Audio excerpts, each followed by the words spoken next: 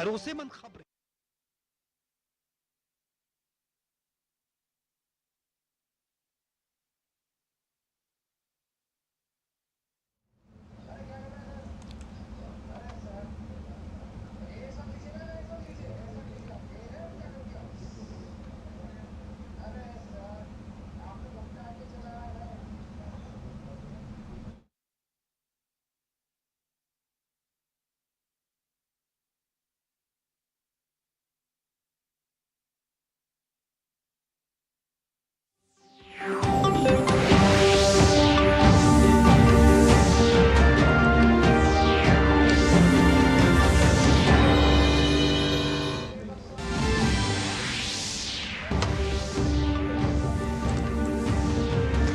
Russia देशस्य राजधान्यां Moscow इत्यत्र जातम् आतङ्क्याक्रमणं तत्र 70 जनानाम् अभवत् मृत्युः, शताधिकाः च सन्ति व्रणिताः। ISIS इति आतङ्कि गुल्मेन स्वीकृतम् आक्रमणदायित्वम्।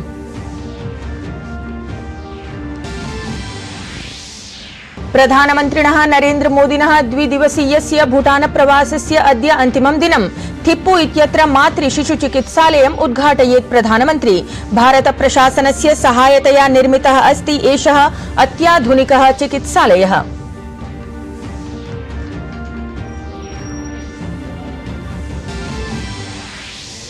दिल्ल्याः मद्य नीतिगत प्रवञ्चना प्रकरणम् इतोपि भवेत् प्रकाशितम्। मार्च मासस्य 28 दिनाङ्कं यावत् प्रवर्तन निदेशालयस्य निगडने अस्ति दिल्ली मुख्यमन्त्री अरविन्द केजरीवालः।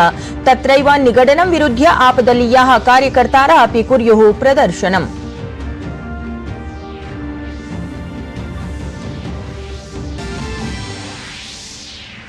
भाजपा दलस्य केन्द्रीय निर्वाचन समितेः उपवेशनम् अद्य।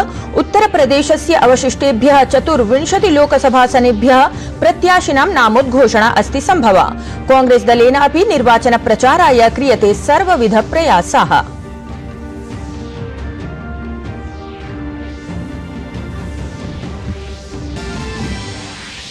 क्रीडावार्तायां स्विस ओपन प्रतियोगितायाः उपान्त्यचक्रे प्रविष्टः किदाम्बी श्रीकान्तः अन्तिमे स्पर्धाचतुष्टये चीन क्रीडकेन समं स्पर्धिष्यते। तावत् प्रियांशु राजावतः किरण जॉर्ज इत्येषः च उपान्त्यचक्रे पराजयं प्राप्य क्रीडातः बहिः।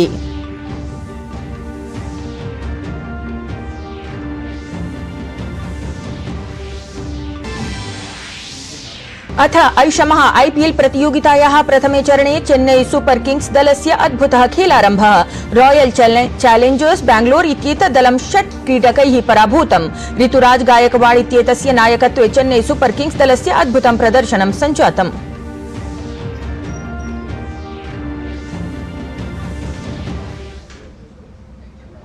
अभिवादये, अहमस्मि लता। अत्र भवतां स्वागतम् एतस्मिन् डीडी न्यूज वार्ता प्रसारणे। अथ वार्ताः। प्रधानमन्त्री नरेन्द्र मोदी ह्यः भूटान देशस्य पारो विमानस्थानकं प्राप्तवान्। भूटान देशस्य प्रधानमन्त्रिणा शेरिंग टोब्गे इत्येतेन विमानस्थानके प्रधानमन्त्रिणः मोदिनः हार्दिकं स्वागतं समाचरितम्। अत्रावसरे प्रधानमन्त्रिणे नरेन्द्र मोदिने भूटान देशस्य order of the Druk Gyalpo इत्याख्यं सर्वोच्च नागरिक सम्माननं प्रदत्तं गतम्। प्रधानमन्त्री नरेन्द्र मोदी सामाजिकान्तर्जाल फलके X इत्यत्र कानिचन सम्बद्धानि चित्राणि अपि सर्वैः सह संविभाजितवान्। प्रधानमन्त्रिणा तत्र लिखितं यत् भूटान देशे हार्दिक स्वागतार्थं भूटान देशस्य प्रधानमन्त्रिणं शेरिंग टोब्गे इत्येतं प्रति धन्यवादः। भारतस्य भूटानस्य च मैत्री नूतनम् उच्चस्तरं प्राप्नुयात्। तावत् भूटान देशस्य प्रधानमन्त्री सामाजिकान्तर्जाल फलके X इत्यत्र लिखितवान् यत् मम अग्रज भूटान देशे भवतीयं स्वागतमस्तु इति। द्विदिवसीय प्रवासक्रमे तत्र भूटान देशे सम्प्राप्तस्य प्रधानमन्त्रिणः नरेन्द्र मोदिनः भव्यं स्वागतं सञ्जातम्। तत्र थिम्पू नगर्यां द्रुतगामी मार्गे उपस्थितैः बहुभिः जनैः अपि प्रधानमन्त्रिणः स्वागतं विहितम्। 45 किलोमीटर मिति प्रवासावधौ प्रधानमन्त्रिणः मोदिनः यात्राक्रमे बहुषु स्थानेषु सावरोधं परं दिव्यं स्वागतं दरीदृष्टम् अभवत्। सः स्वयमेव जनानां मध्ये गत्वा तेषां समेषामपि अभिवादनं स्वीकृतवान्। नूनं प्रधानमन्त्रिणं प्रति जनानाम् अपूर्व स्नेहः तत्र लक्षितः सञ्जातः।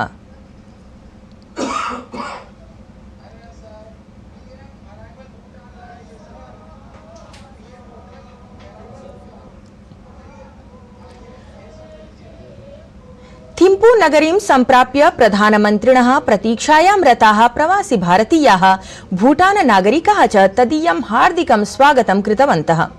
तत्र भारत माता की जय, वन्दे मातरं, मोदी मोदी इति समुद्घोषाः गुञ्जायमानाः श्रुतिपथम् आयाताः। तत्रैव प्रधानमन्त्रिणः नरेन्द्रमोदिनः स्वागते स्थानीयजनाः गरबा नृत्यं प्रस्तुतवन्तः।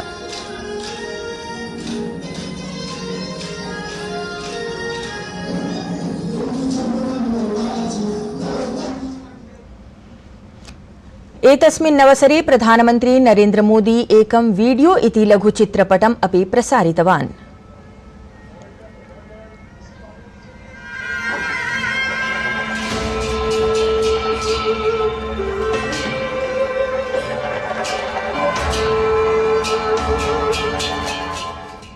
तत्र भूटान भारतयोः च मिथः 7 सहमतिपत्राणि अपि हस्ताक्षरितं गतानि।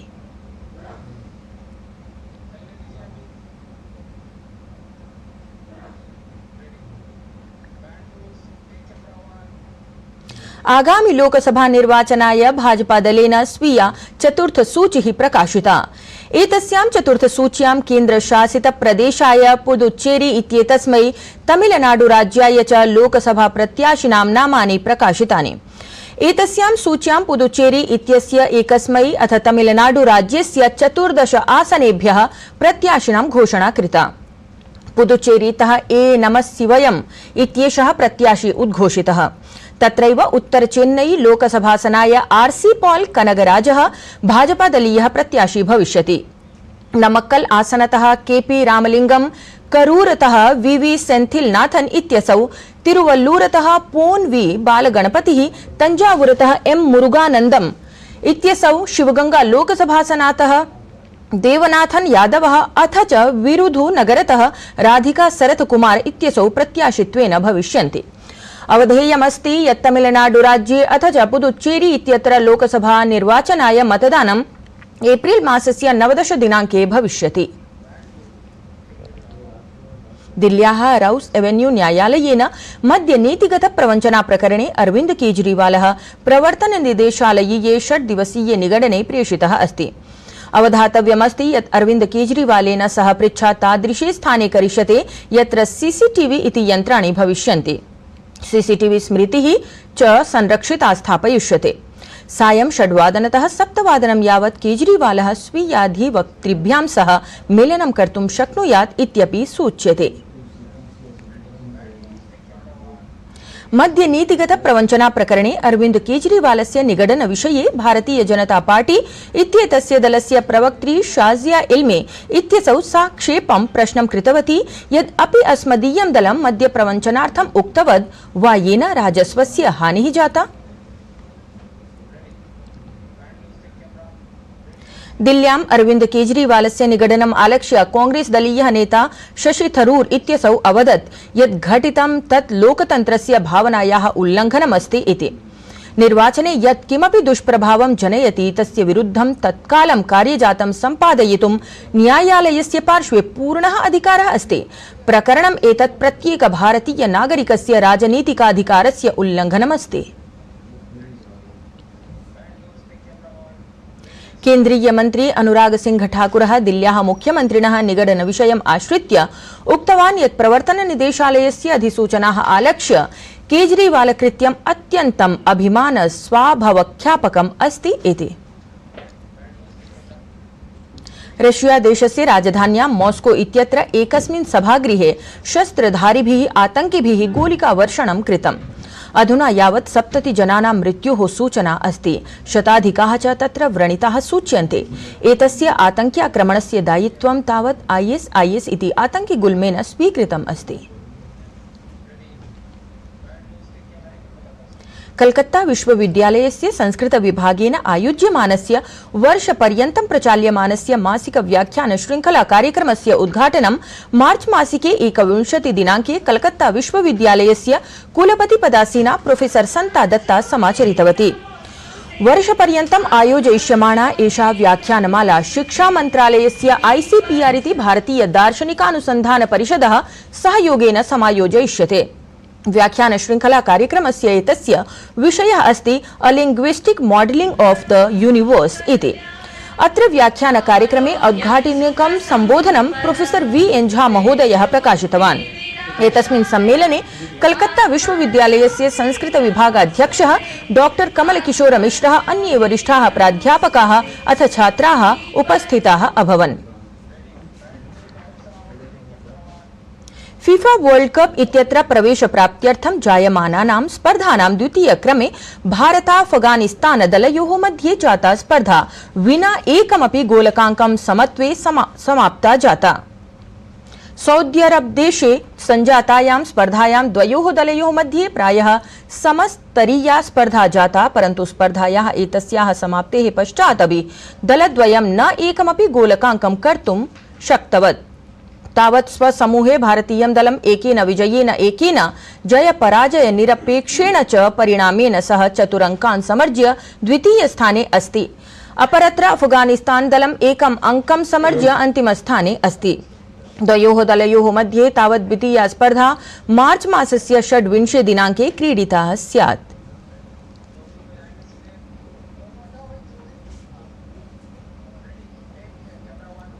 एतद् वार्ता संस्करणम् अधुना सम्पद्यते। अभिनव वार्ताभिः सह पुनः उपस्थास्यामः। तावत् मङ्गलं भूयात्।